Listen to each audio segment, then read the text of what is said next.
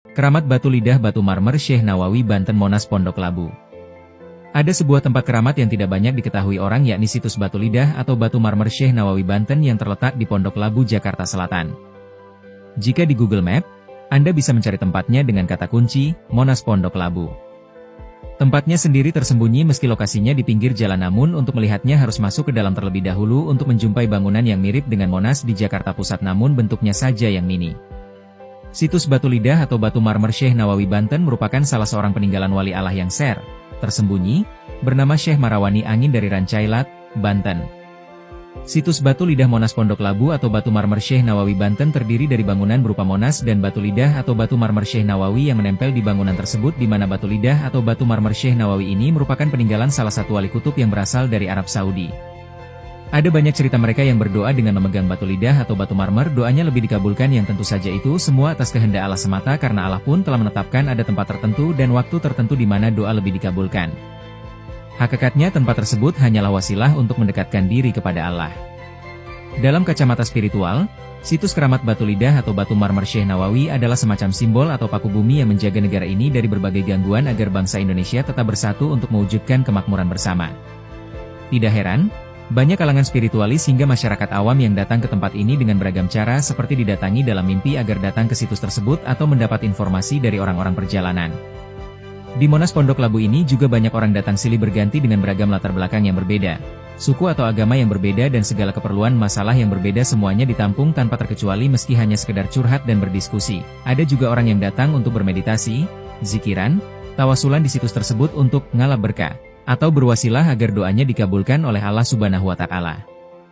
Sejarah situs Batu Lidah atau Batu Marmer Syekh Nawawi Banten di Monas Pondok Labu bermula dari petunjuk langit yang didapat Syekh Marawani Angin pada tahun 2002 agar mendirikan Monas Mini di Pondok Labu.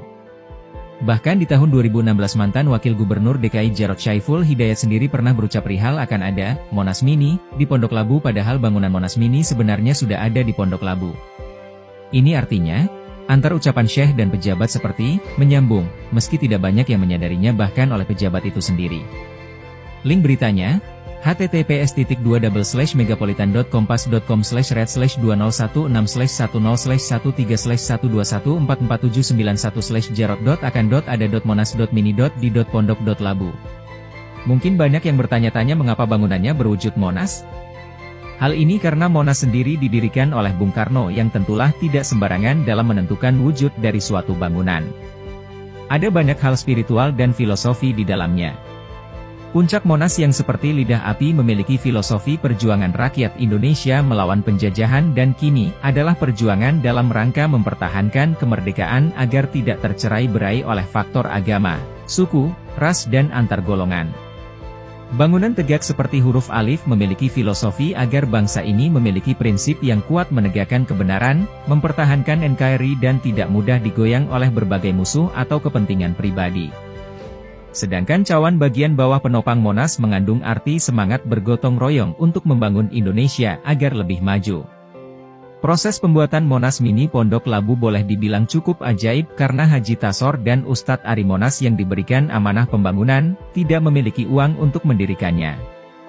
Saat itu Syekh sudah memperingatkan bahwa pancang besi sudah harus berdiri saat tengah hari. Di tengah kegalauan karena tidak ada uang untuk membeli bahan bangunan, tiba-tiba datang seseorang yang tidak dikenal memberikan semua bahan material yang dibutuhkan, dan hingga Monas Mini selesai dibangun, sosok tersebut bahkan tidak pernah berkunjung lagi.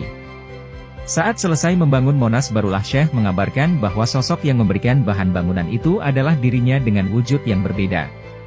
Keramat Batu Lidah atau Batu Marmer Syekh Nawawi Banten Monas Pondok Labu adalah tempat bersejarah yang seharusnya turut dijaga dan dilestarikan oleh masyarakat dan pemerintah sebagaimana situs lainnya, apalagi situs Batu Lidah atau Batu Marmer Syekh Nawawi Banten adalah peninggalan wali Allah yang merupakan salah simbol, paku bumi yang secara spiritual menjaga bangsa ini agar tetap bersatu dan maju.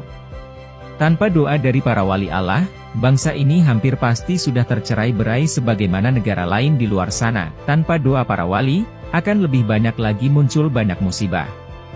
Menjaga situs peninggalan para wali adalah salah satu cara bangsa ini bersyukur dan agar doa tersebut menyertai bangsa ini sepanjang masa.